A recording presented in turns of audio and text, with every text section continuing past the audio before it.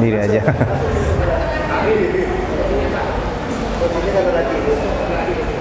Assalamualaikum warahmatullahi wabarakatuh.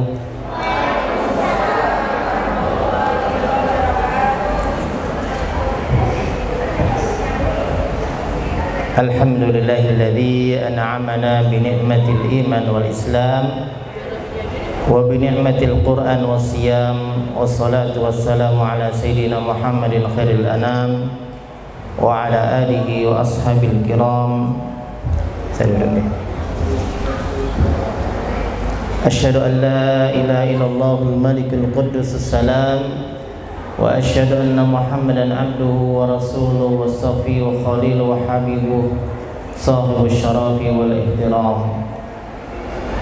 وقال تعالى شهر رمضان الذي أنزل في القرآن هدى للناس وبينات من الهدى والفرقان.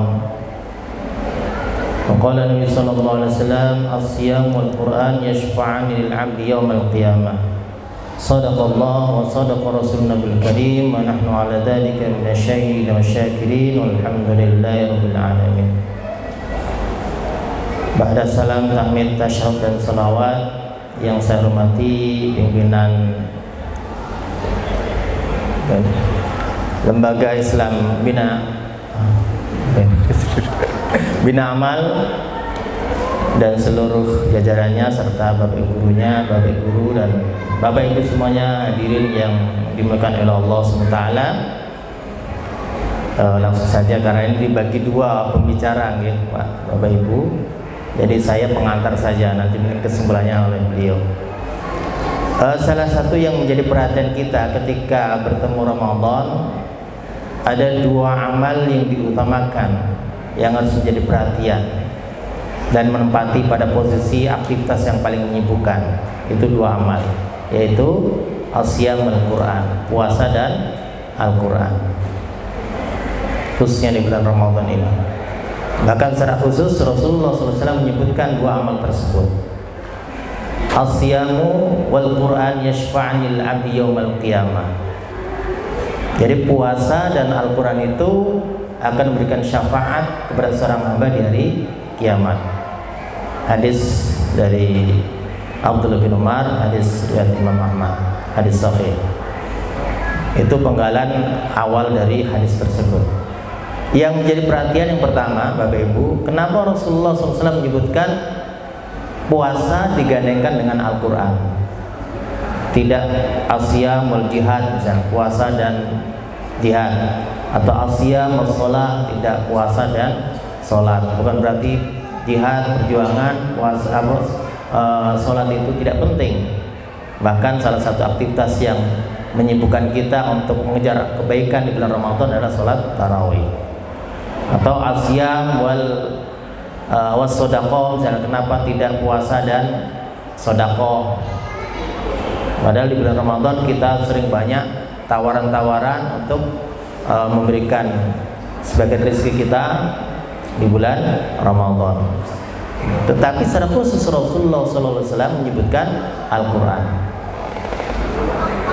Yang pertama, karena memang datangnya Ramadan, bulan Ramadan itu sangat mulia, itu karena Al-Quran. Jadi alasannya karena Al-Quran itulah yang menjadikan Ramadan itu menjadi mulia. Karena Al-Quran lah Lailatul Qadar diletakkan di satu malam di bulan Ramadan. Itu karena Al-Quran. Bahkan kitab-kitab sebelumnya dalam sebuah riwayat disebutkan diturunkan oleh Allah SWT di bulan Ramadan. Jadi karena alasannya Al-Quran. Seakan-akan Allah ingin mengingatkan kepada kita, kalau bahasa kita Bapak Ibu, wahai hambaku, begitu datang Ramadan, berpuasalah kamu untuk mensyukuri nikmatku. Yaitu nikmat yang aku turunkan, aku berikan kepadamu. Nikmat terbesar dalam kehidupan kamu, yaitu Al-Quran. Jadi puasa kita Bapak Ibu adalah ekspresi kebahagiaan atas nikmat Allah SWT ketika Allah memberikan Al-Quran dalam hidup kita. Nah, wujud dari ekspresi kesyukuran itu ditunjukkan dengan berpuasa. Seperti Rasulullah SAW ketika mengekspresikan kebahagiaan atas kelahirannya, beliau berpuasa Senin Kamis.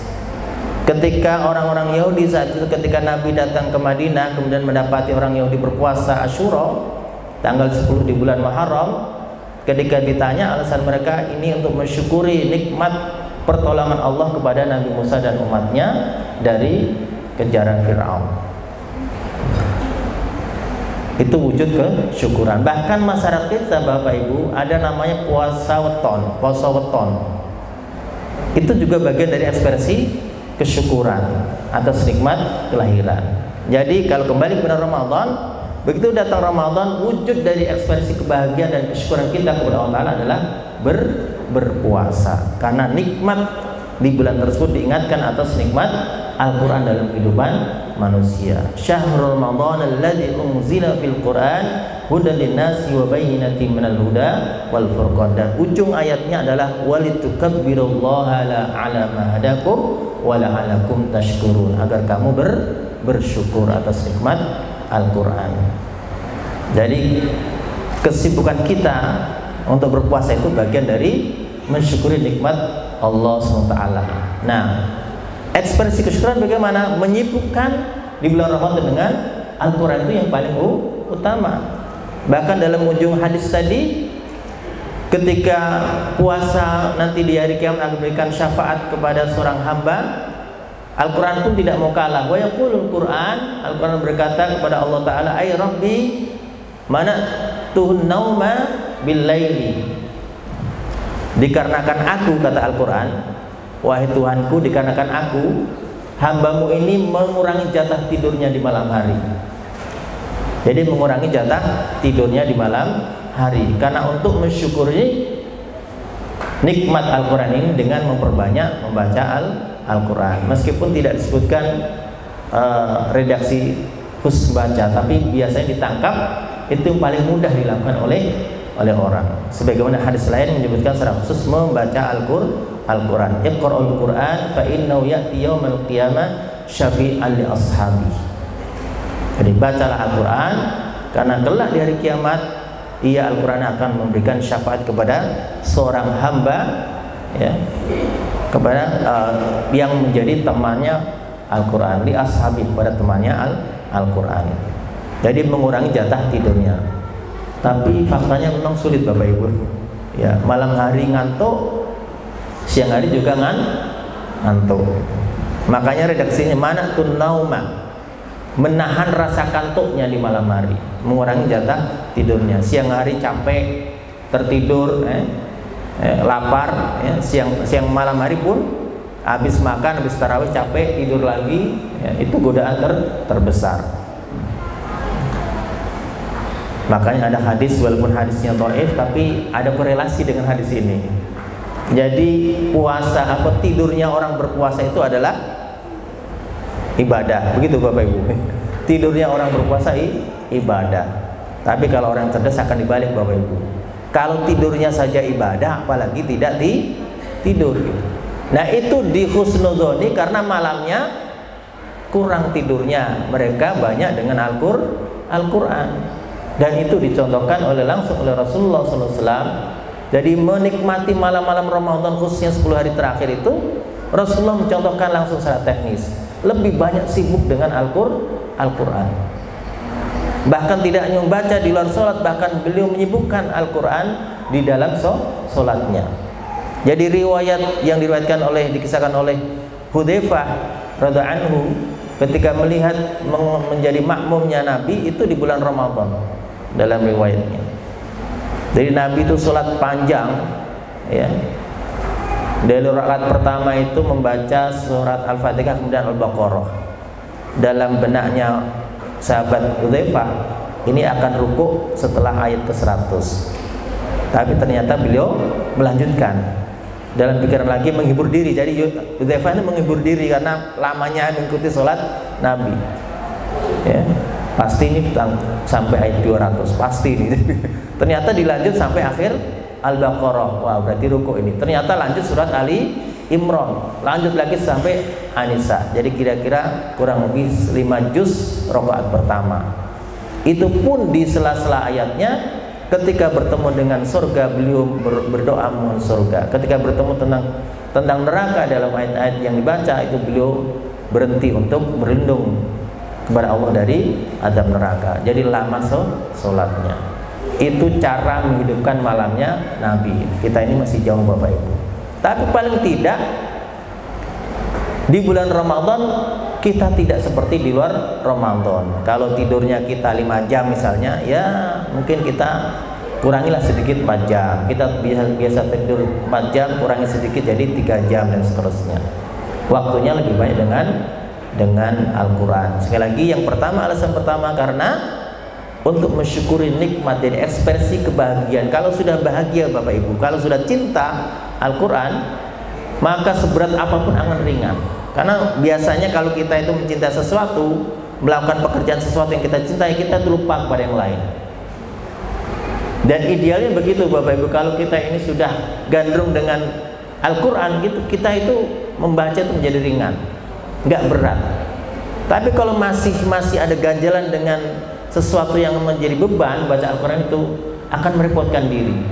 Baru membaca 1 halaman, sepertinya pikirannya sudah berhalaman-halaman gitu. Ya, ngitung ini sudah berapa halaman, yang satu itu berapa lagi itu. Ya, baru 5 menit sepertinya sudah berjam-jam, pengennya shadaqallahul azim. Baru membaca 5 halaman, mata sudah enggak bersahabat, sudah tertidur dan seterusnya. Tapi kalau sudah cinta, sudah gandrung, itu menikmati, lupa kepada yang lain. Oleh karena itu para ulama menasihat kepada kita Bapak Ibu, seberapa kuat cintanya seorang hamba kepada Allah dibuktikan dengan seberapa besar perhatiannya dengan kalamnya. Jadi bukti dari cinta seorang hamba kepada Tuhannya itu dibuktikan dengan seberapa besar perhatiannya terhadap kalamnya. Itu 2 hal yang tidak bisa dipisahkan, antara kedekatannya dengan kalamnya dengan Allah SWT seorang hamba. Jadi membaca Al-Quran itu bagian dari kenikmatan untuk mengulang-ulang kalam Allah SWT, dan itu nikmat yang tidak bisa diganti dengan nikmat yang lain. Sampai-sampai Bapak Ibu itu dicemburui, apa ya? Diiri oleh makhluk yang mulia bernama para malaikat. Bahkan jin pun cemburu juga. Jadi malaikat jin itu tidak ditakdirkan untuk bisa membaca Al-Quran, jin yang muslim ya. Makanya mereka untuk menikmati Al-Quran hanya mampu mendengarkan Al-Quran dari manusia yang membaca Al-Quran. Sehingga malaikat rahmah itu Bapak Ibu, itu untuk menunggu kerinduan bisa mendengarkan Al-Quran, bacaan Al-Quran itu 1 tahun menunggu di bulan Ramadan pada malam Lailatul Qadar. Tanazzalul malaikatu warruhu fiha bi'izni rabbihim min kulli amr. 1 tahun memendam rindu untuk bisa turun atas izin Allah atau ke muka bumi, sekedar untuk mendengarkan bacaan Al-Quran dibaca oleh orang-orang beriman. Dirindukan itu ya, untuk bisa mendengar Al-Quran. Karena memang mereka hanya bisa mendengarkan, tidak ditakdirkan untuk membaca. Jin-jin yang muslim pun begitu. Jadi Bapak Ibu kalau lagi baca Al-Quran itu dikerumuni jin-jin tuh, malaikat dan jin. Wa idh sarafna ilaika nafaran minal jinni yastami'una al-Qur'an. Jin-jin pun ikut senang untuk mendengarkan. Padahal kalau mau jujur Bapak Ibu, lidah kita itu nggak layak untuk mengucapkan kalam Allah. Ya Bapak Ibu. Terlalu banyak maksiat lidah kita itu, nggak layak untuk mengucapkan kalam Rabbi kita, kalam Tuhan kita. Tapi itulah atas rahmat Allah Ta'ala, Allah mampukan manusia untuk mengucapkan kalam Allah Ta'ala yang suci. Adakah nikmat yang bisa menggantikan itu? Tidak ada. Maka berpuasalah kamu di bulan Ramadan untuk mensyukuri nikmat tersebut. Itu yang pertama. Yang kedua, kenapa Rasulullah SAW menggabungkan antara puasa dengan Al-Quran? Karena Al-Quran itu tidak akan mungkin mampu masuk ke dalam diri manusia ketika dia tidak menyiapkan hati yang lapang, jiwa yang jernih, pikiran yang bersih. Itu nggak mungkin. Maka puasa adalah media yang paling efektif untuk apa? Untuk mengangkat derajat kemanusiaannya agar dia layak untuk mendapatkan Al-Quran di dalamnya. Makanya nuzul Quran itu artinya adalah penempatan gitu.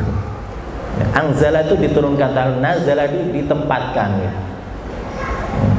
Jadi kenapa disebut nuzul Quran? Jadi Al-Quran itu ditempatkan ada 3 hal, di Lauh Mahfuz, Baitul Izzah, dan hati manusia. Pertama adalah hati yang paling bersih, yaitu Nabi Muhammad SAW, dan hati-hati hamba-hamba yang dikehendaki oleh Allah Ta'ala. Inna nahnu nazzalna dzikra wa innahu lahafidun. Ya. Itu atas izin Allah Subhanahu wa Ta'ala. Maka proses media yang paling efektif salah satunya adalah puasa. Untuk apa? Untuk menjernihkan jiwa manusia itu, agar ia sampai pada makom kedudukan kedekatan kepada Tuhannya, dan dia layak untuk mendapatkan nasihat petunjuk Al-Quran tersebut. Oleh karena itu lanjutan ayat di dalam Al-Quran yang bicara tentang tema tentang puasa itu, Bapak Ibu, itu 5 ayat itu semua saling berkorelasi, saling hubungan. Kalau pertama la'allakum tattaqun, kedua wa antasumu khairul lakum in kuntum ta'lamun, ketiga tashkurun, dan seterusnya.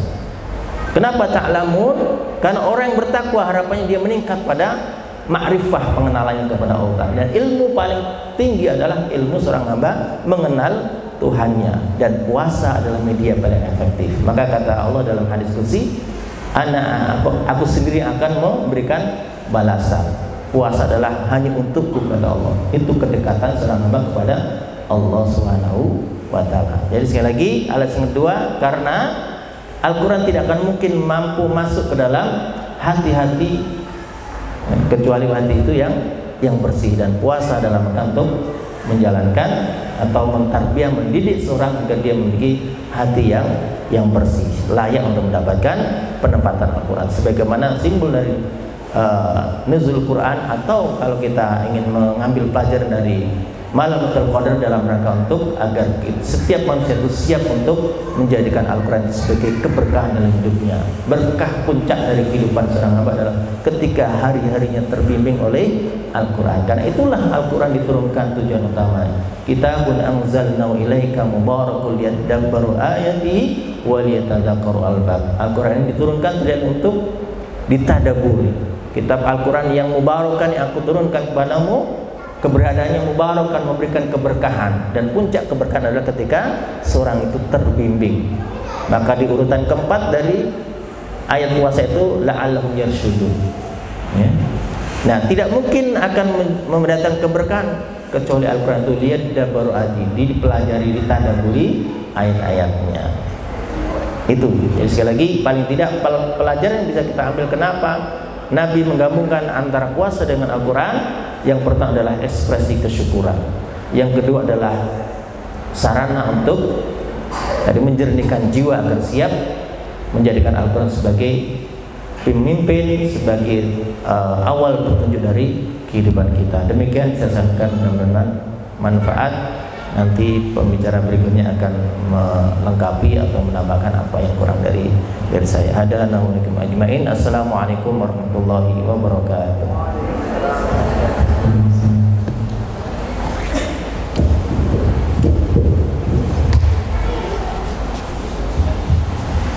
Kami undang ke atas panggung Ustazah Haryani Juwaisari serta Mbak Saras untuk memandu jalannya talk show. Ya, kita bikin agak berbeda. Ya, kata Mbak Saras, Ustazah sudah sering berdua. Mbak Saras mau booster ya, Pak. Oke, supaya lebih hidup acaranya akan dipandu selanjutnya oleh Mbak Saras sebagai moderator. Monggo Bapak Ibu simak isi kajiannya. Nanti kita akan ada beberapa yang mungkin ditanyakan, kita akan kasih kesempatan.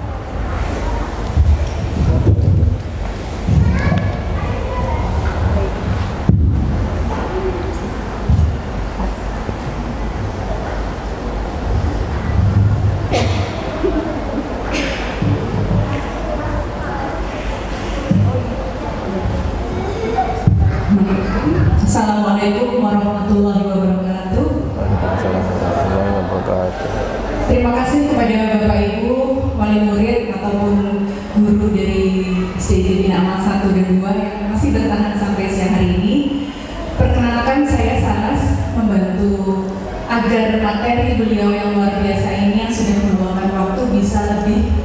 bermanfaat buat kita semua. Jadi saya akan mencoba memandu tadi yang sudah disampaikan Ustaz Rusmanto, bahwa bulan Ramadan adalah bulan Syam dan bulan Quran. Nah, sebenarnya lidah kita pun sebenarnya tak layak untuk membaca Quran karena saking banyaknya maksiat yang masih kita lakukan. Dan puasa ini menjadi media efektif untuk mengangkat derajat manusia dan menjernihkan jiwa manusia.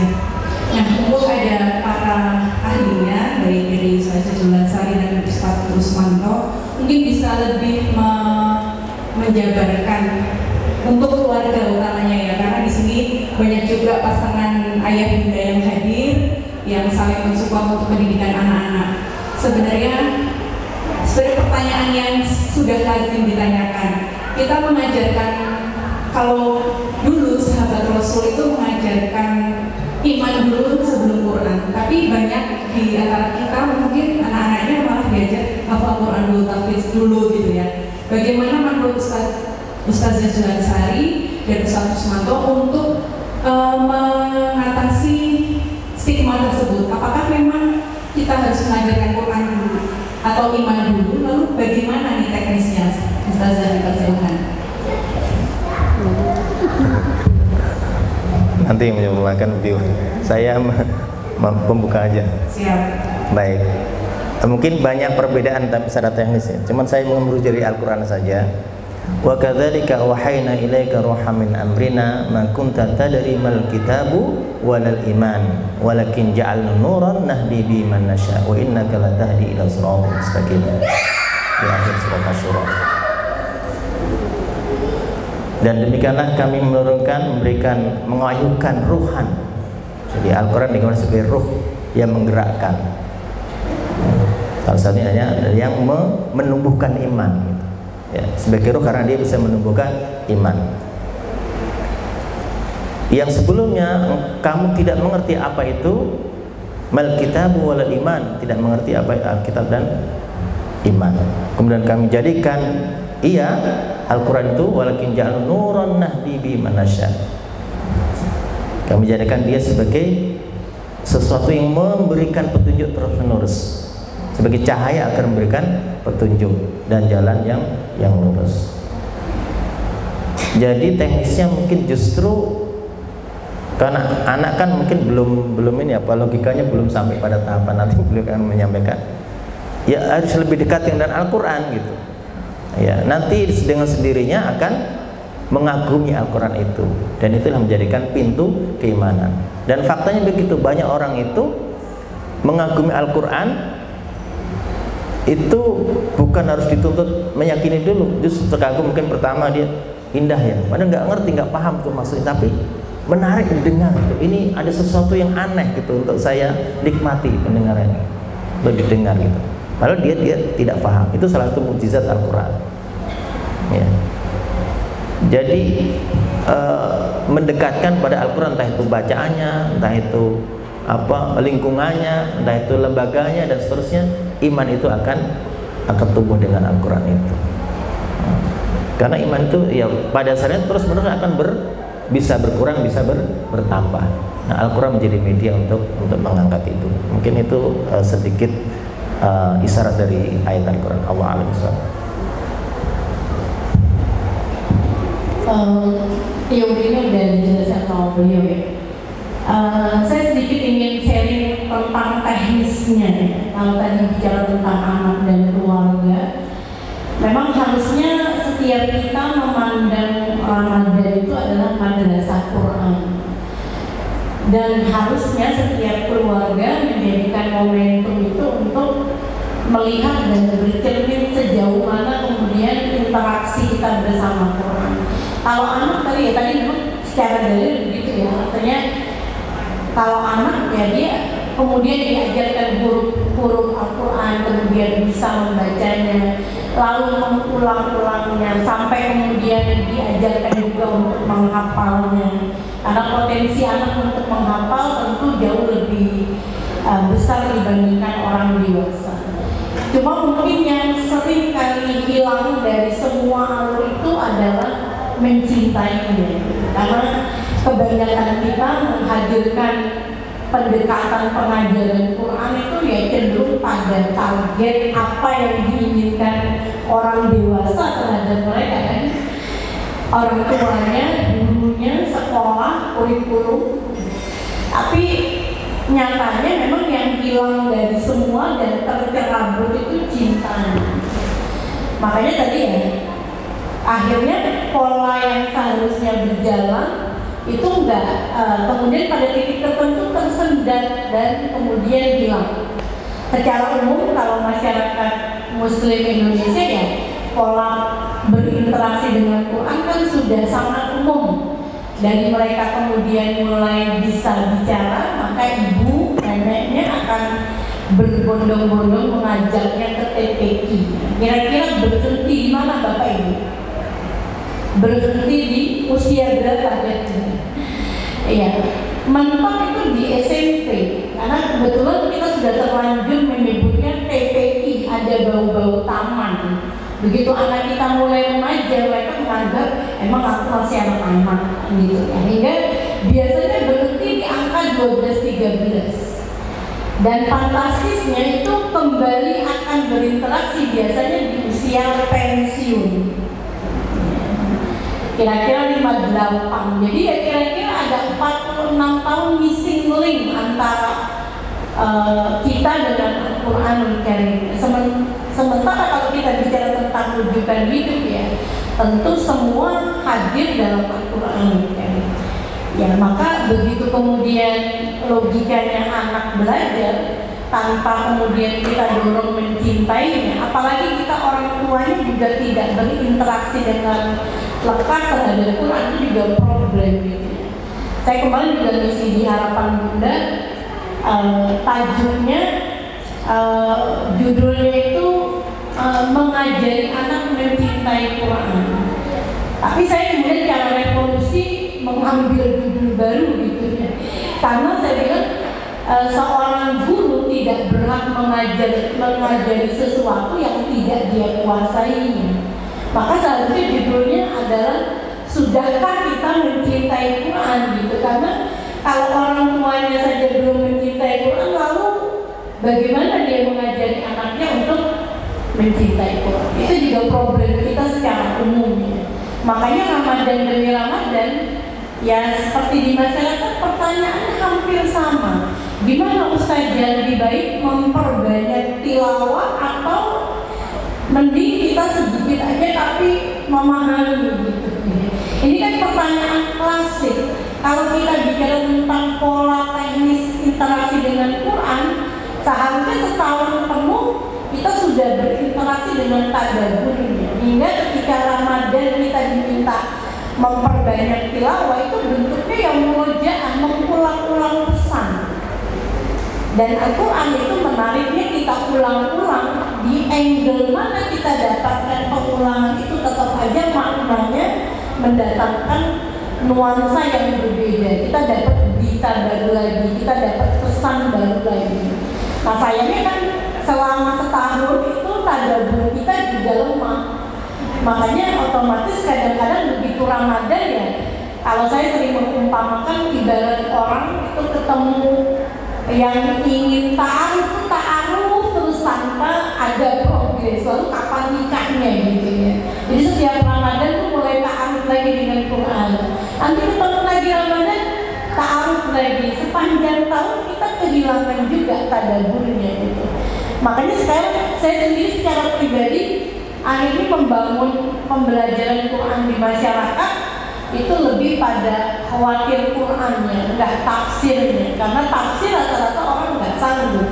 Tapi mulai kita bicara tentang khawatir. Saya sama suami diskusi di rumah, kayaknya lama-kelamaan kalau tafsir, saya ngajar tafsir di pondok sendiri di kampus Quran Insan Mulia itu An-Nisa 4 tahun enggak selesai. Ada seminggu sekali setiap Selasa.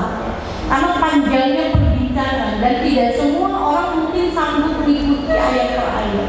Nah ada kitab khawatir Quran yang berupa bentuk tadabbur kita secara selain pandang, resum, surat demi surat. Oh Al-Fatihah bangunannya begini, fadilannya begini, nama lainnya apa, kisah apa yang mungkin bisa kita ambil darinya, doa apa yang bisa kita hafal. Masuk lagi ke Al-Baqarah, begitu juga nama surat lain, nama lain surat ini apa, fadilahnya apa, kisah apa yang paling menonjol yang mungkin bisa jadi telaah, doa apa yang bisa kita hafal. Pindah ke Ali Imran, dan itu menjadi menarik ya, karena akhirnya mungkin paling tidak kita sudah niatkan untuk meletakkan agar kita bisa menghafalkan 114 surat.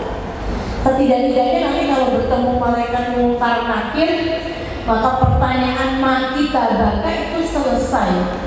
Ya paling tidak kami telah mencoba mengenalinya dalam kehidupan kami di dunia. Satu majelis khawatir Quran saya itu ada umurnya rata-rata di atas 70. Alhamdulillah selesai khatam juz 30 di tahun lalu, dan itu kita mulai 2017, jadi hampir 7 tahun menyelesaikan khawatir Quran. Dan eyang-eyang yang rata-rata 70 sampai 80 lebih itu mengatakan nanti kalau sudah hatam mulai lagi ya ustaznya dari awal gitu. Karena antusias mereka untuk mengenali, dan itu yang mungkin hilang di masyarakat kita ya.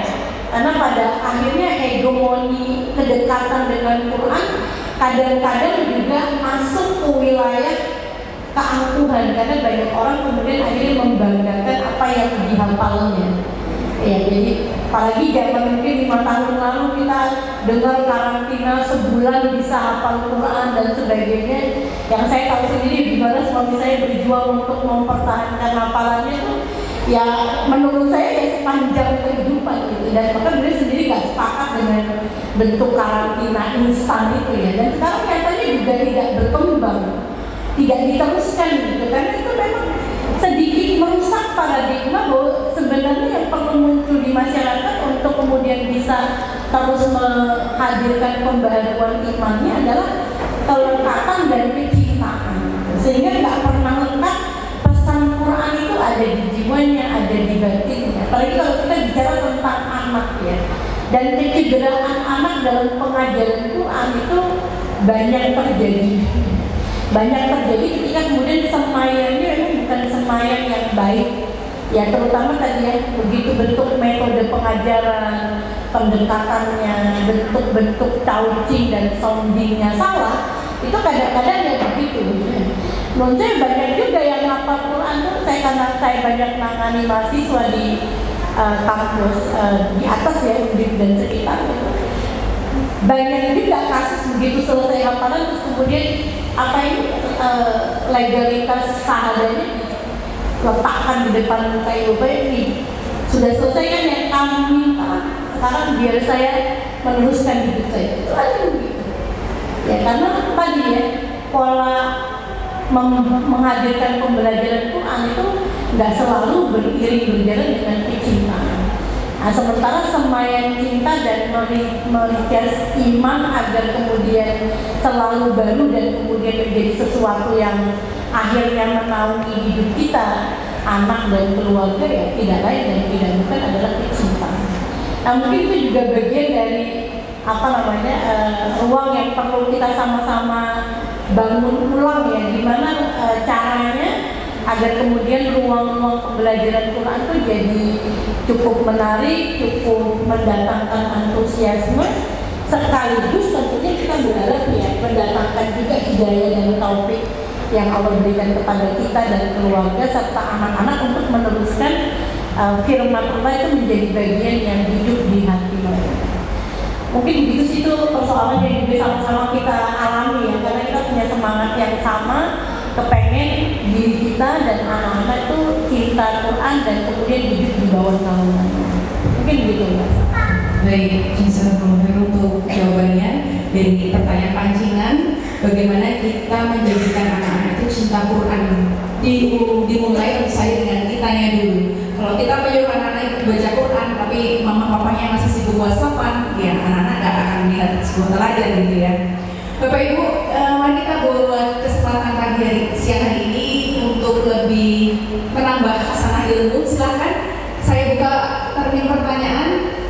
Ayah dan bunda yang ingin menanyakan seputar seputar Ramadan, seputar pendidikan anak, dipersilahkan. Ada dokter juga ya, nanti bisa menyiapkan. Silahkan teman-teman Bapak Ibu yang mau bertanya. Monggo Bapak yang satu dari sisi kiri saya, dari sisi kanan Bapak, Ibu Bapak juga. Monggo dipersilahkan. Silahkan menyebutkan nama dan putranya di kelas berapa. Terima kasih. Saya Arif Ardianto. Anak saya Alia Ifa Karimah, kelas 6 Tajijah. Alhamdulillah saya ya di dalam memberikan contoh itu pada anak sudah tidak kurang-kurang hak kepada dosa.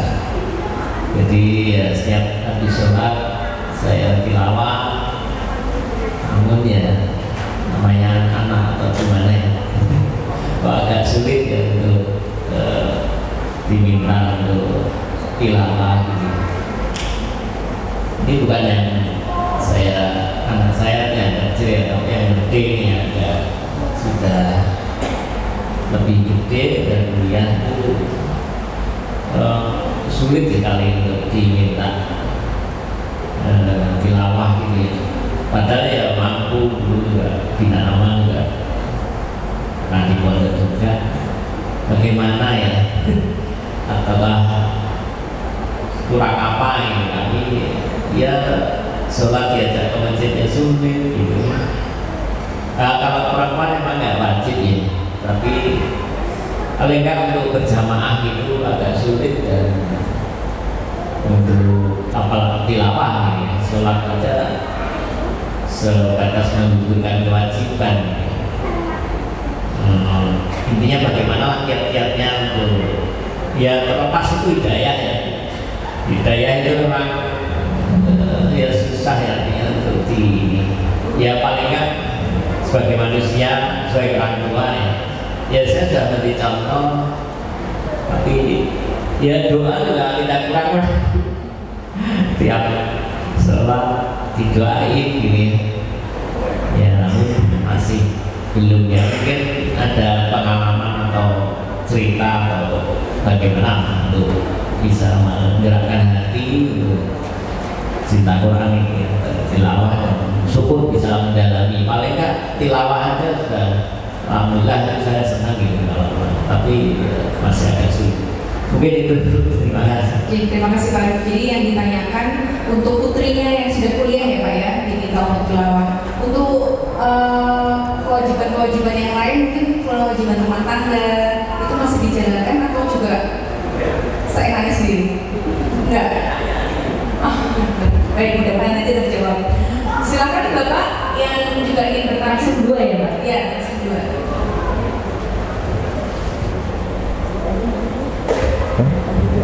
Oh, iya. Assalamualaikum warahmatullahi wabarakatuh. Assalamualaikum warahmatullahi wabarakatuh. Jadi Ustaznya Pak Kusmanto ya. Saya Pak Kusmanto dan Bu Kusmanto. Ya, kabar baik ya. Jadi ini saya mau tanya, tapi sebelum nanya saya tadi ingin menambahkan mengenai pertanyaan dari Ibu Moderator ya. Sebetulnya yang dominan itu kalau boleh menambahkan aja melengkapi pendapat dari Pak Kusmanto dan Bu Kusmanto ya. Jadi sebenarnya yang perlu ditekankan pendengar itu iman dulu atau Al-Quran ya, atau membaca Al-Quran. Jadi kalau saya menambahkan sekilas nih mungkin dari pembiasaan baca Al-Quran ya. Jadi kalau ini saya melihat perkembangan anak-anak itu nih, itu kan kalau misalnya mungkin kalau untuk orang dewasa mungkin yang dikenalkan itu iman dulu mungkin ya. Karena kalau orang dewasa itu orang tua itu mungkin untuk bicara masalah bicara yang berat-berat, mungkin nalar yang butuh penalaran yang panjang itu mungkin cocok. Tapi kalau untuk perkembangan anak-anak itu mungkin ini tadi saya orang tua dari Mbak Anissa ya, Pak Pri ya. Jadi ini kalau untuk anak-anak itu mungkin saya lebih cocok pembiasaan aja dulu. Jadi membiasakan orang untuk mencintai dan membaca Al-Quran dulu sambil mengenalkan bagaimana sebenarnya iman yang benar. Itu tapi dengan bahasa yang mudah dimengerti, dengan bukan dengan pikiran-pikiran yang berat dulu, tapi dengan bahasa yang mudah dimengerti. Begitu. Jadi ketika membaca Al-Quran itu sudah menjadi sebuah kecintaan tersendiri sambil mengenalkan masalah Al-Quran dan keimanan dengan bahasa yang mudah dimengerti. Gitu. Itu yang pertama. Terus kemudian yang kedua, saya mau nanya aja bagaimana menumbuhkan ya dari pertanyaan tadi yang pertanyaan Bapak tadi ya. Jadi bagaimana menumbuhkan anak itu untuk semangat dalam istilahnya itu membaca Al-Quran. Terus kemudian juga semangat dalam hal belajar mempersiapkan ke semester gitu. Maupun semangat dalam mengerjakan tugas-tugas sekolah. Kemarin sih saya sudah ada upaya misalnya ya istilahnya itu ketika dia itu tidak tumbuh semangat pada saat Ramadan ini itu ya supaya tumbuh semangat membaca Al-Quran itu ya ikut pesantren di lingkungan tempat kami tinggal. Itu dalam rangka ya istilahnya itu semoga di kemudian hari ketika sudah semangat membaca Al-Quran itu sudah menjadi semangat tersendiri, nanti otomatis semangat dalam ini belajar dan mengaji itu tumbuh dengan sendirinya. Baru kemarin sementara upaya kami itu mungkin ada saran lain dari Pak Kus dan Bu Sumanto, mungkin dari Ibu selaku moderator untuk bagaimana bisa menumbuhkan semangat untuk mengaji dan belajar dan bersekolah. Demikian, wassalamualaikum warahmatullahi wabarakatuh. Waalaikumsalam warahmatullahi wabarakatuh. Baik, Ustaz Sumanto dan Ustazah Junansari sudah ada 2 penanya. Untuk Pak Prin ditanyakan itu kasusnya Mbak Anissa ya, bagaimana menumbuhkan semangat belajar? Ya jangan menjustis pada satu orang, tapi jangan untuk menumbuhkan semangat untuk semua yang bagaimana anak-anak yang istilah itu ketika semangat belum tumbuh baik untuk mengaji maupun belajar itu supaya tumbuh. Dari kacamata ya Pak Ustadz dan dari Pak Kus, Bu Ustadz mungkin ada saran yang bisa berguna begitu. Oke, baik. Terima kasih kami sudah menangkap pertanyaan. Monggo langsung dijawab dari Bapak Ketawi atau Ustazah dulu. Ya mungkin nanti teknis yang beliau menjawab. Yang pertama, sebenarnya Allah tidak menuntut hasil gitu. Proses yang diinginkan oleh Allah SWT. Kalau kita menyekolahkan anak, kita mengajarkan anak, bahkan kita menitipkan anak ke lembaga itu, kita menuntut hasil, kita pasti kecewa ya. Apalagi tidak ada yang sempurna, hasil di dunia itu nggak ada yang sempurna gitu, kita pasti kecewa. Tapi kalau yang kita tumbuhkan adalah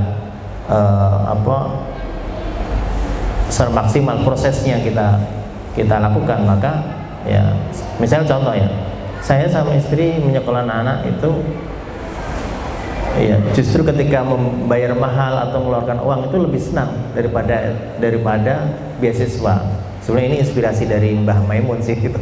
Jadi anaknya nggak ada yang beasiswa, semua sekolah pakai uang sendiri gitu.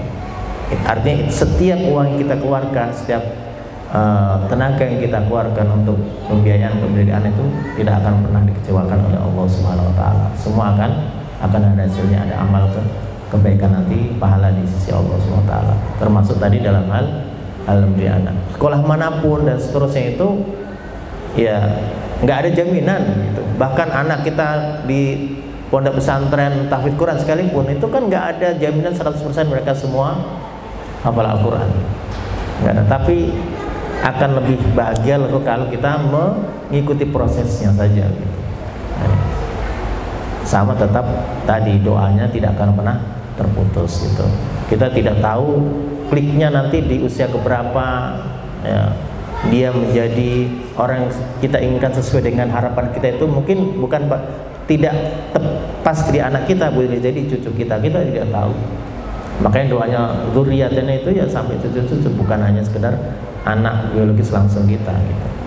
Jadi proses yang pertama. Yang kedua nanti terima kasih tadi penambahannya, tapi yang jelas tentang bagaimana dan tadi untuk menumbuhkan tadi, kalau Al-Quran tidak ada amalan yang melebihi dalilnya terlalu banyak kecuali Al-Quran. Yang dalilnya itu sangat banyak sekali dalam rangka untuk tentang keutamanya ya, dalam rangka untuk memotivasi ya, jadi penghargaan dalam bentuk motivasi tersebut ya. Mungkin selain penghargaan, selain motivasi ya, tadi untuk menumbuhkan ya banyak, mungkin lingkungan dan seterusnya. Tapi sekali lagi tadi kembali kepada pertama, tidak ada jaminan tidak ada. Sekali lagi jangan sampai kita itu mentuhankan keinginan kita ya. Karena hidayah sekali lagi milik Allah Subhanahu wa ta'ala. Yang dituntut oleh kita adalah prosesnya gitu.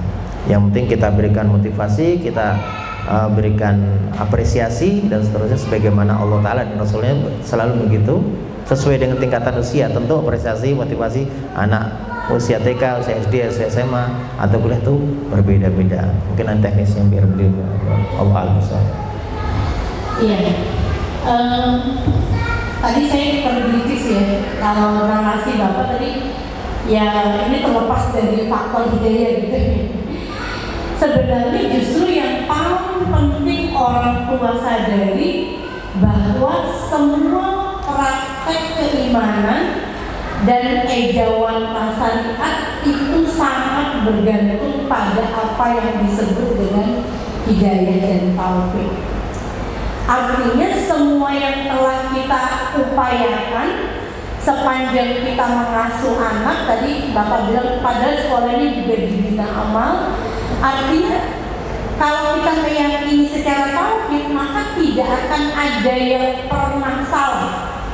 Ya, semua yang telah kita upayakan yang terbaik atas anak kita, disekolahkan di tempat terbaik, dicontohkan dengan teladan terbaik, ya didoakan panjang lebar, maka tidak pernah salah. Tinggal memang dalam persoalan proses Allah menguji kita dengan kesabaran. Nah di sana kalau di usia kuliah itu kan sebenarnya masuk fase ketiga, masuk di mana pengasuhan itu ada di logika sohibah, bahwa kita diminta untuk menghadirkan upaya pada titik tertentu mendudukan anak pada posisi yang sama, equal. Kita muliakan dia, dipergolakan keimanan dan interaksi mereka dengan syariat.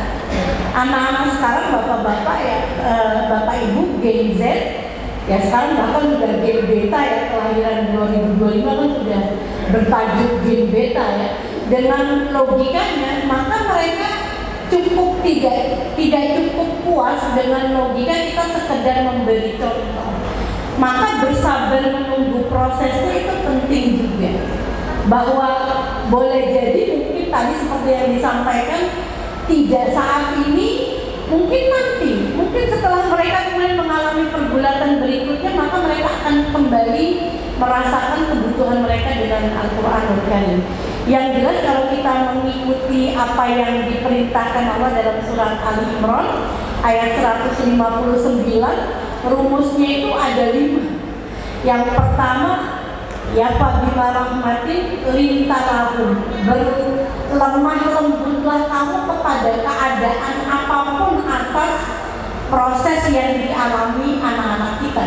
Karena kalau enggak, fadlan ghalidul qalbi, ya kita ingin anak kita cepat berproses menjadi lebih baik, tapi kemudian karena kita kurang lembut, hati mereka kering, kasar, akhirnya menganggap apa yang kita harapkan itu annoying, berisik.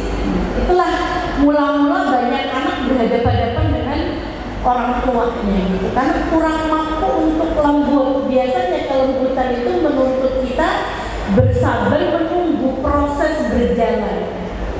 Karena bahkan apa yang ada di kepala mereka, apa yang ada di hati mereka, kita sama sekali nggak bisa masuk ke dalam. Itu logikanya begitu Bapak Ibu. Maka kalau anak-anak kita di usia kecil lalu mereka cepat tanggap, bersegera terhadap yang kita perintahkan. Wallahi ya, karena memang pada dasarnya mereka masih di bawah rasa takut. Nanti di usia mereka mulai 7 sampai 14, di mana itu posisinya ada baru, pergolakan mulai dimulai, mereka mulai independen, ya, mencari sendiri apa yang mereka inginkan. Itu yang maksud saya tadi, faktor hidayah menjadi paling pertama untuk kita minta kepada Allah. Jadi nggak bisa kita narasinya terlepas masalah hidayah. Justru itu adalah something kuncinya.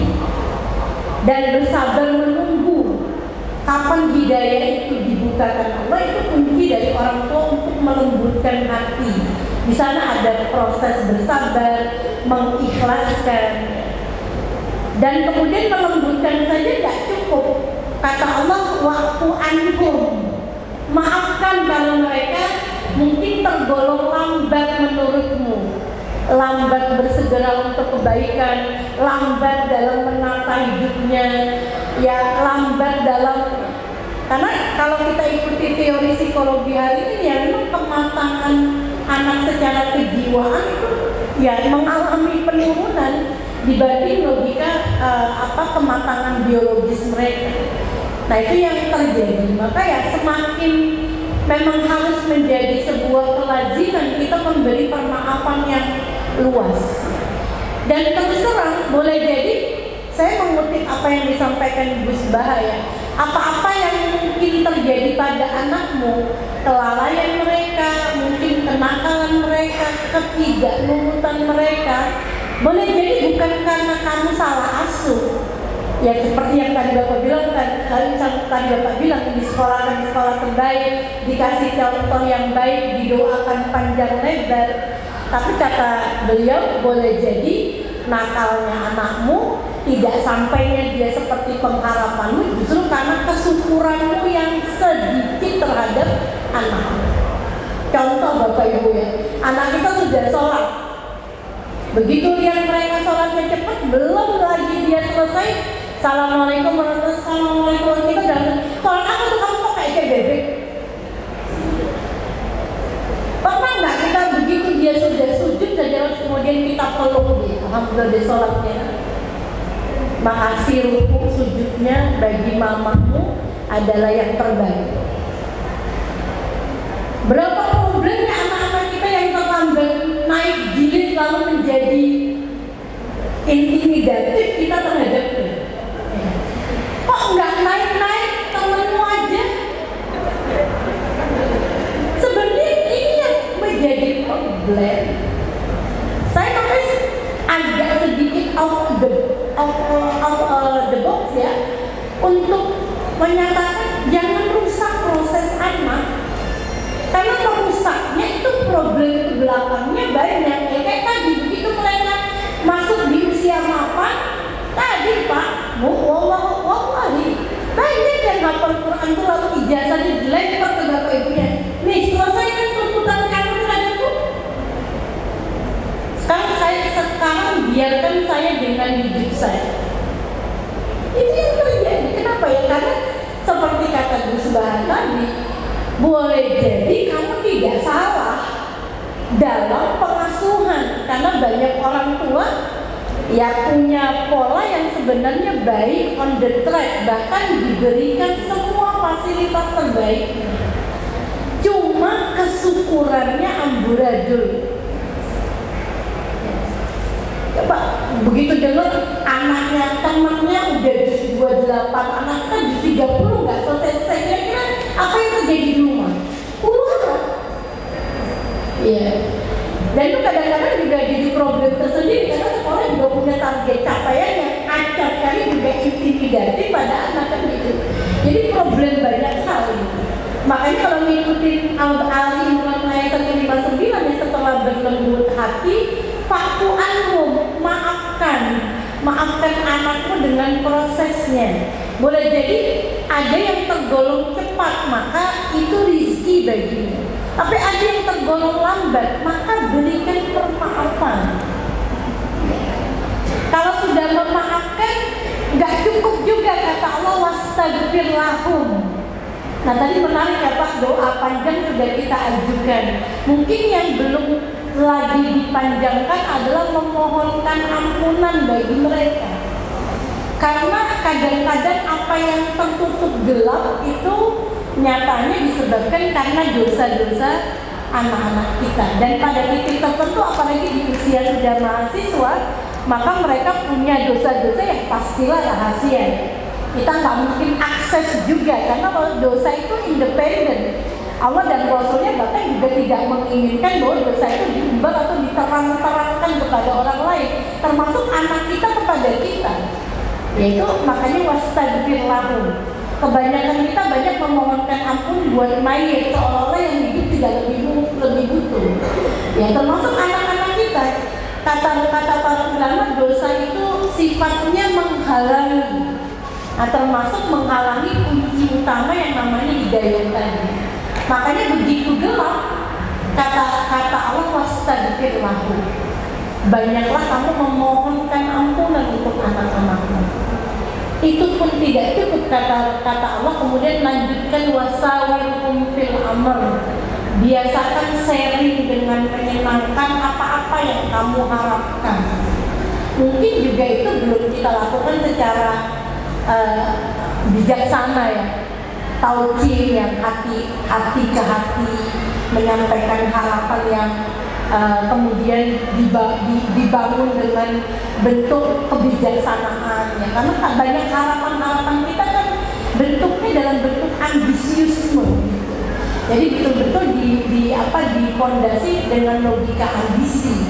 Dan itu kalau salah-salah memang akan terjebak kita kepada paradigma tadi ya, kebanggaan. Karena al-mal wal banun, harta dan anak itu biasanya menjadi perlombaan untuk saling berbangga hati terhadapnya. Itu saja kemudian tidak selesai, kata Allah, barangkali kamu juga masih menemui kecewamu, maka kata Allah, fa'iza azamta fatawakkal 'alallah. Kalau sudah kamu lakukan semua prosesnya seperti yang tadi Bapak yakini, maka kemudian tugas kita yang terakhir adalah bertawakal. Dan tawakal itu sekali lagi adalah puncak dari apa yang kemudian Allah harapkan. Karena kamu bukan pemilik anak-anakmu, Allah sajalah yang menguasai apa-apa yang menjadi isi jiwa dan akal. Maka saya sekarang kalau kemudian bertemu dengan konseling seperti yang tadi disampaikan bapak-bapak, itu lebih menyarankan perbanyak permohonan kepada Allah, atilu nufusana taqwaha wa zakkiha anta khairu man zakkaha anta waliyuha wa maulaha. Mintakan kepada Allah ketakwaan bagi anakmu, karena itu bekal utama dan cuma Allah yang bisa menyemainya. Sekaligus bersihkan ketakwaan dari jiwa anak-anak kita, karena cuma Allah juga yang bisa membersihkannya. Nah, maka pada titik disitulah kemudian menurut saya hidayah dan taufik itu justru kunci. Sementara ikhtiar kita cuma wasilah, jalan. Maka orang akan berdebat seperti tadi disampaikan, Quran dulu atau iman dulu. Itu kan kayak pembicaraan kita telur dengan ayam mana lebih dulu gitu. Ya pada titik tertentu mungkin membicarakan iman menjadi tepat bagi segmen tertentu. Tadi anak-anak mungkin Quran dengan pembelajarannya itu lebih dulu, tapi tentu secara gradual orang akan terus bertanya secara holistik mana dulu. Ya, dan itu tergantung bagaimana situasi yang kita hadapi bersama. Tapi menurut saya hidayah dan taufik tetap menjadi sesuatu yang kita kejar kepada Allah. Saya seringkali kalau ke anak-anak ya cuma gitu ya. Allahumma ati nufusana taqwaha wa zakkiha anta khairu man zakkaha anta waliyuha wa maulaha.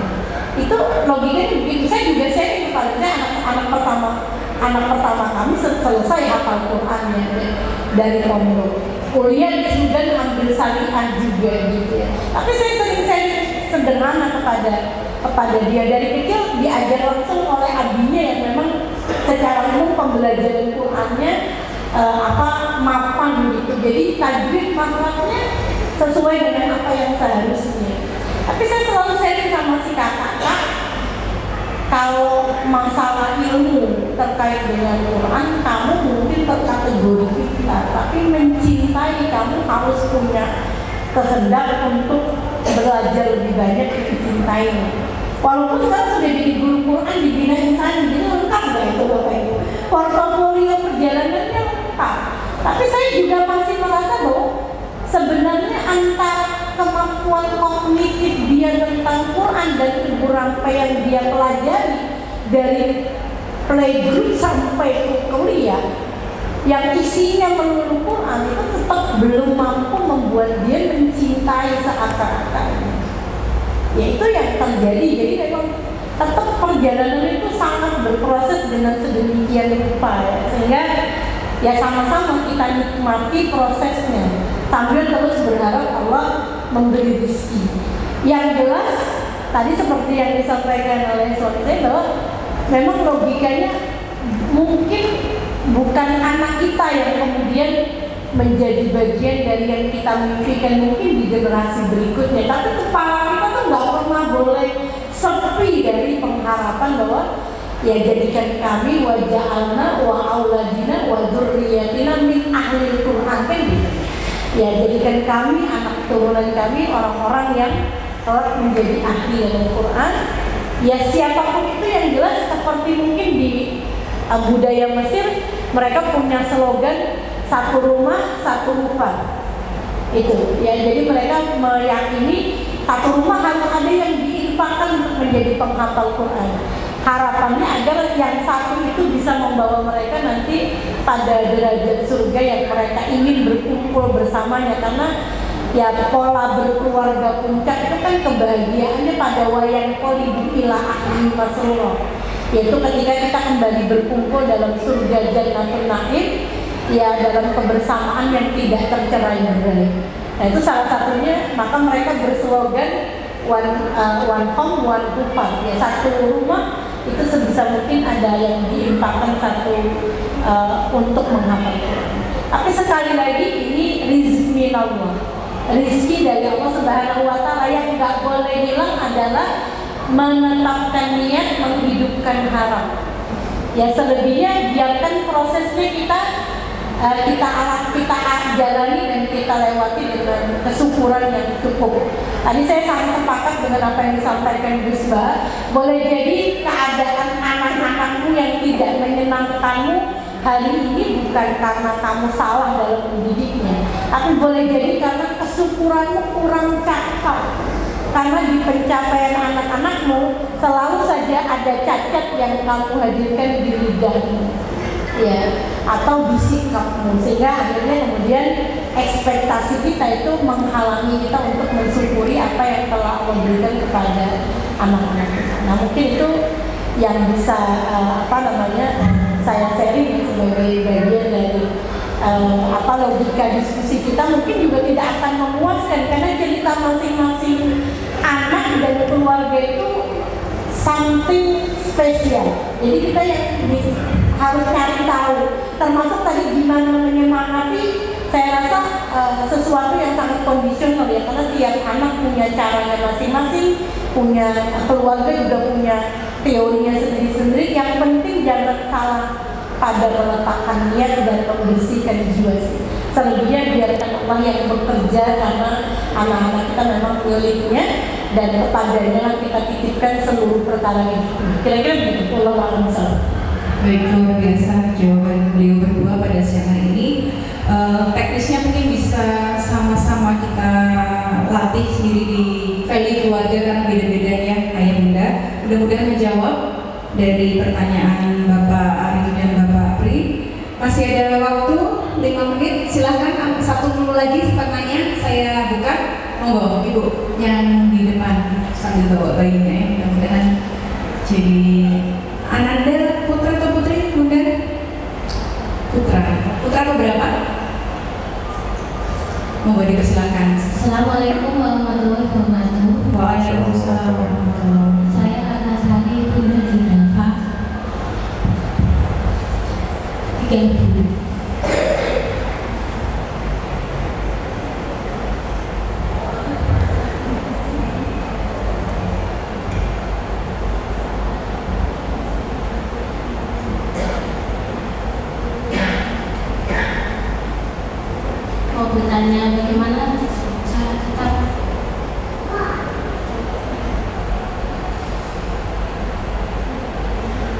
menumbuhkan semangat kita.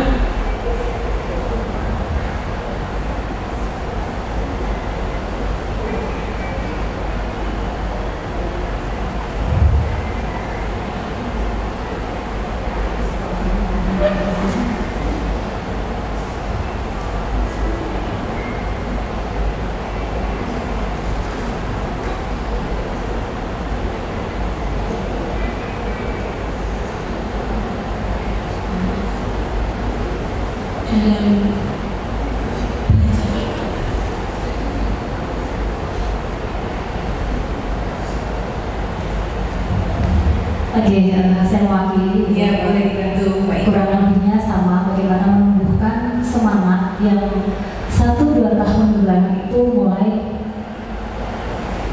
ya 1-2 tahun semangat, tetapi setelah itu semangatnya menurun. Sebenarnya kurang lebih sama dengan tadi, cuma mungkin merasakan tracknya gitu ya. Ketika kita udah semangat itu suka ternyata turun. Jadi apa yang perlu kita lakukan, apa yang perlu kita koreksi sebagai orang tua supaya menumbuhkan kembali semangat tersebut on the track seperti 1-2 tahun sebelumnya, gitu ya. Terima kasih Bu Ratna. Iya. Bismillah. Sebenarnya semangat yang turun ya kalau saya secara bicara tentang logika manusiawi, dibuat enteng aja Bu, bahwa sesuatu itu kadang-kadang yazid, yanqus, naik, kadang turun gitu ya.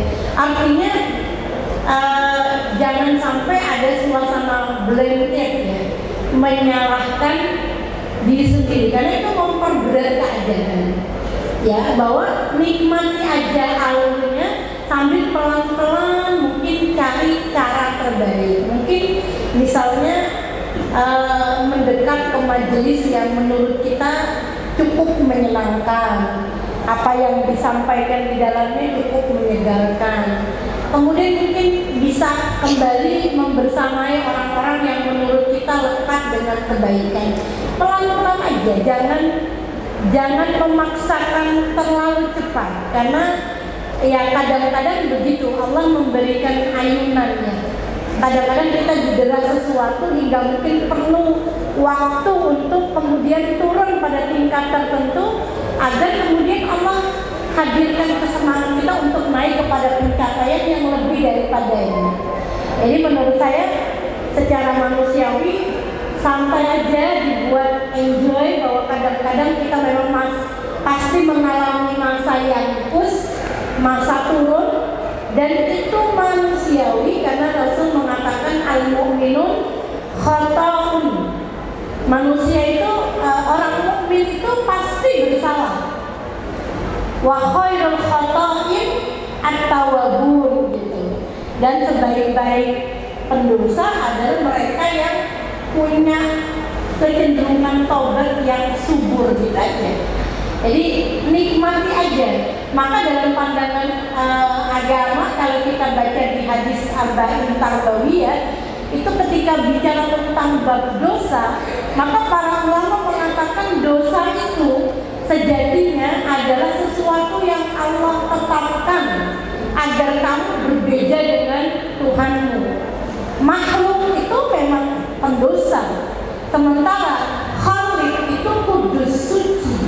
Jadi kalau sewaktu-waktu kamu turun dalam perjalanan, tenggelam dalam satu event di mana dosa itu sepertinya kok membuat langkahmu landai, never mind, tidak apa-apa gitu.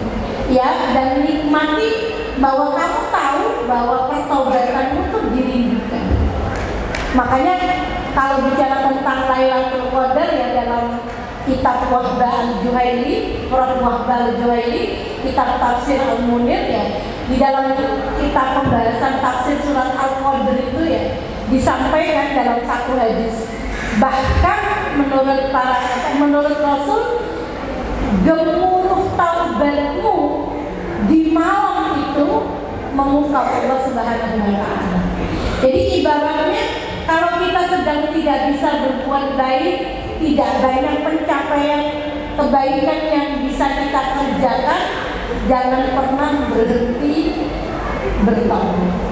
Ya, karena gemuruh pertaubatan kita saja itu sudah memukau Allah Subhanahu wa Ta'ala. Nah, kadang-kadang sudah amal kita nggak beres, gemuruh taubatnya juga nggak ada. Nah, itu yang masalah. Jadi nikmatnya ya kadang-kadang kita mungkin sedang terjatuh. Nah, pada saat terjatuh itu nikmati gemuruh pertaubatanmu.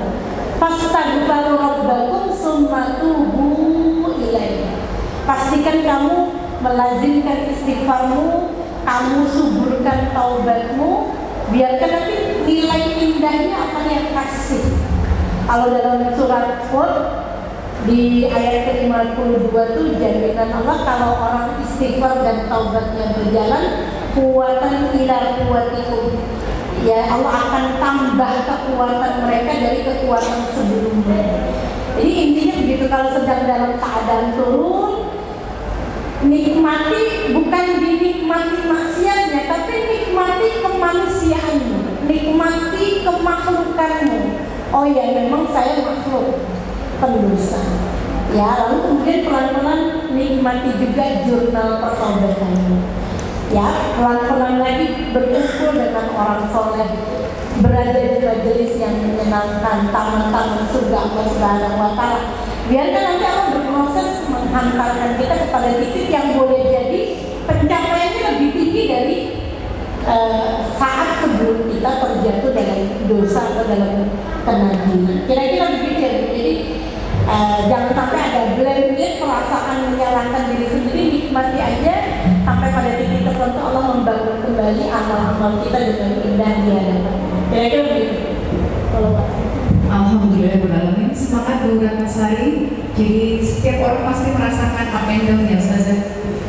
Tidak, karena itu sangat manusiawi. Tinggal bagaimana kita bisa lebih cepat melenting atau kembali ke tracknya dengan cara segera mendatangi majelis-majelis ilmu sehingga kita terobati dengan amal soleh di sekitar kita. Begitu, karena sudah menunjukkan pukul 12:17. Untuk acara sharing dan tausiah dari Ustaz Rusmanto dan Ustaz Ratnasari kami cukup. Mudah-mudahan banyak sekali hikmah, banyak sekali manfaat yang bisa diambil, utamanya di bulan Ramadan ini kita menggali banyak ilmu, mengevaluasi diri, dan tentu saja menambah bekal-bekal amal yang kita tidak tahu kapan akan Allah cukupkan usia kita. Mudah-mudahan ini menjadi Ramadan terbaik kita dan Ramadan yang terbaik dari Ramadan sebelumnya. Saya Saras selaku moderator, mohon maaf apabila ada sapi penyampaian yang tidak berkenan dan kurang pas dari Bapak Ibu sekalian. Kita tutup acara tausiah siang hari ini sekaligus doa penutup yang monggo sekalian disampaikan oleh Ustaz Rusmanto, dipersilakan.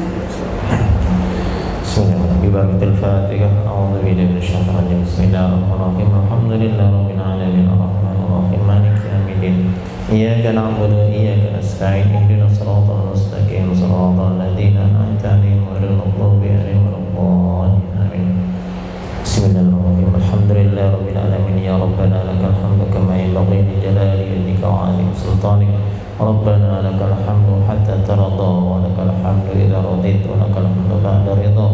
Allahumma lakal hamdu bima khalaqtana wa lakal hamdu bima razaqtana wa lakal hamdu bima 'allamtana wa lakal hamdu bima afaitana.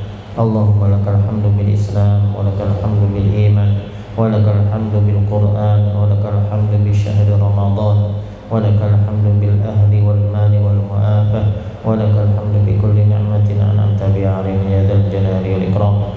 Allahumma shalli 'ala sayyidina Muhammad wa 'ala alihi wa sahbihi ajma'in. Allahumma ighfir lana dhunubana kullaha dikkaha wa jillaha awwala wa akhiraha sirraha wa 'alaniyataha. Allahumma innaka 'afuwwun karimun tuhibbul 'afwa fa'fu 'anna ya karim. Allahumma innaka 'afuwwun karimun tuhibbul 'afwa fa'fu 'anna ya rahim. Allahumma a'tiq raqabana minan nar. Allahumma a'tiq raqabana wa raqaba abaina wa ummahatina wa zawjatina wa dhurriyyatina wal hadirina minan nar birahmatika arhamar rahimin. Allahumma barik lana fi azwajina wa dhurriyyatina. Allahumma barik lana fi awladina wa banatina. Allahumma barik lana fi syahr Ramadan hadhihi sanah وأعنا فيه على الصيام والقيام وتلاوة القرآن.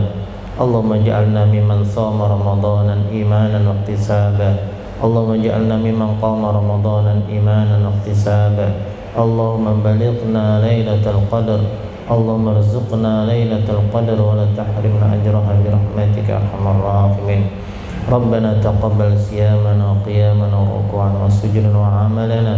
ربنا آتنا من لدنك رحمة وهيئ لنا من أمرنا رشدا. اللهم إنا نسألك موجبات رحمتك وعزائم مغفرتك والسلامة من كل إثم والغنيمة من كل بر والفوز بالجنة ونجاة من النار.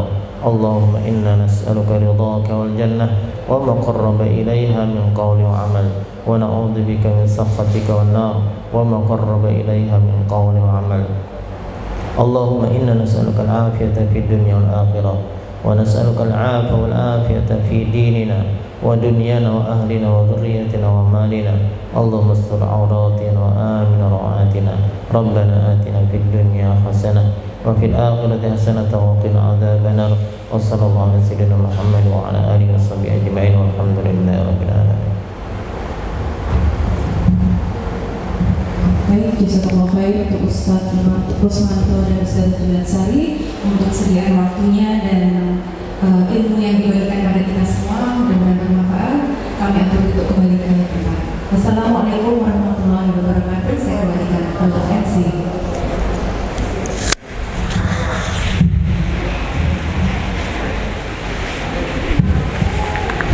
Terima kasih kita aturkan kepada Ustaz Rusmanto dan Ustazah Hadiani Julansari.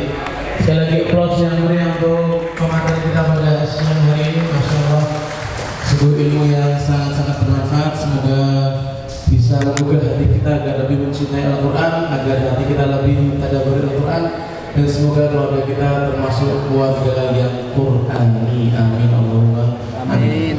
Ya Bapak Ibu, tentu saja saya masih yakin Bapak Ibu masih banyak pertanyaan untuk maka dari ini. Maka dari itu saya juga mengajak Bapak Ibu untuk sering-sering hadir di acara seperti ini tentunya, karena ilmunya sangat luar biasa ternyata ya. Ada yang memang sebenarnya pengulangan ternyata menjadi suatu beban yang akhirnya bisa kita pecahkan bersama-sama di acara seperti ini. Ya sebelum terakhir Pak, saya izin mengundang untuk ibu-ibu yang mengikuti sekolah mengaji Ibu setiap pagi boleh berkenan hadir ke depan. Monggo yang mengikuti sekolah mengaji Ibu setiap pagi, ada yang hadir? Sekolah Ibu. Untuk mempercepat waktu, monggo silahkan ke depan. Hadir atau tidak ini ibu-ibunya ini? Bu Retno, mana Bu Retno? Ibu Ika? Monggo silahkan, cepat saja karena sudah waktu zuhur, kita akan segera tutup acaranya. Kita akan memberikan apresiasi. Monggo silahkan maju ke depan. Ya, kepada Bu Dina. Ya, ikutkan. Ya, saya mengundang Mbak Ana untuk bisa menyerahkan apresiasi kepada ibu-ibu yang luar biasa bisa meluangkan waktu di pagi hari. Jangan khawatir, bukan karena tidak berminat untuk ibu yang lain, mungkin karena keterbatasan waktu, karena banyak uzur ya.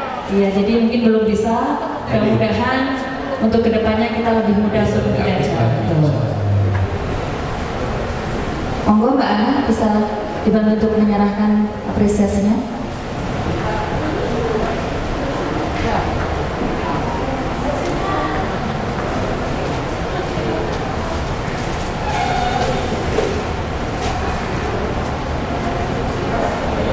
Ya, jangan dilihat seperti apa, cuman kami menghargai semangatnya yang luar biasa untuk selalu belajar tentang Quran, mencintai Quran ya.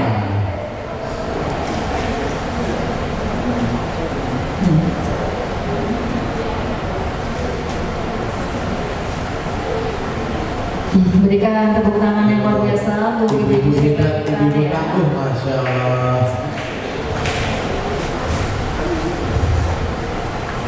Terima kasih. Baik Bapak Ibu yang kami hormati, tidak terasa kita sudah sampai di penghujung acara.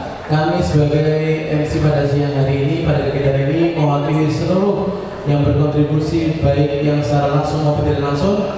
Kami mengucapkan terima kasih sebesar-besarnya dan kami juga mewakili penyelenggara. Kami mewakili penyelenggara mohon maaf yang sebesar-besarnya apabila ada perbuatan, perkataan maupun yang dari kami terdapat hal-hal yang kurang berkenan. Sebelum kami akhiri, terima kasih jazakumullah khairan katsiran kepada para bapak ibu yang telah berinfak, telah mengeluarkan hartanya. Kurang lebih siang hari ini kita mendapat sebesar Rp483.000. Alhamdulillah. Semoga segala yang bapak ibu keluarkan, semoga yang bapak ibu keluarkan dihitung pahala dan dilipat gandakan oleh Allah Subhanahu wa Ta'ala. Kita akhiri dengan baca hamdalah bersama-sama. Alhamdulillahirabbil alamin. Kemudian kita tutup juga dengan doa untuk kebaikan Bina Amal dan keluarga besar Bina Amal. Bisa diamini bersama-sama. A'udzubillahi minasyaitonir rajim. Bismillahirrahmanirrahim. Alhamdulillahirabbil alamin hamdan syakirin hamdan na'imin hamdan yu'afi ni'amahu wa yukafi mazidah. Ya Rabbana lakal hamdu kama yanbaghi li jalali wajhika wa 'azimi sultanik. Allahumma shalli wa sallim wa zid wa barik wa an'im ala habibina wa syafi'ina wa maulana Muhammadin wa ala alihi wa sahbihi ajma'in. Allahumma ya muyassiru kulli asir wa ya jabira kulli kasir wa ya sahiba kulli qarir wa ya mughni kulli faqir wa ya muqwi kulli dha'if yassir alaina kulla asir fataysirul asir alayka yasir. Allahumma ya man la yahtaju ila al-bayan wa tafsir hajatuna ilayka kathir wa anta alimun bina wa basir. Allahumma yassir lana umurana wa umura ikhwanana wa akhawatina wa yassir umura muassasatina wa madrasatina wa ma'hadina Bina Amal.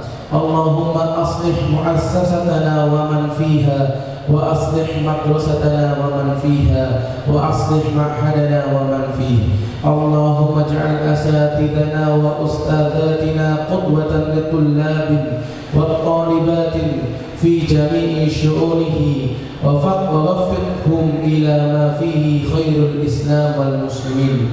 Allahumma ij'al afidatal muslimina wa abna'ahum tahwi ila madrasatina wa ma'hadina Bina Amal li talabil ilmi wa hifdzil Qur'an. Wa sallallahu ala sayyidina Muhammadin wa ala alihi wa sahbihi wa sallam.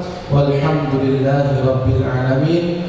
Bismillahil Fatihah. A'udzu billahi minasyaitonir rajim. Alhamdulillahi rabbil alamin. Arrahmanirrahim. Iyyaka na'budu wa iyyaka nasta'in. Ihdinas siratal mustaqim. Shiratal ladzina an'amta 'alaihim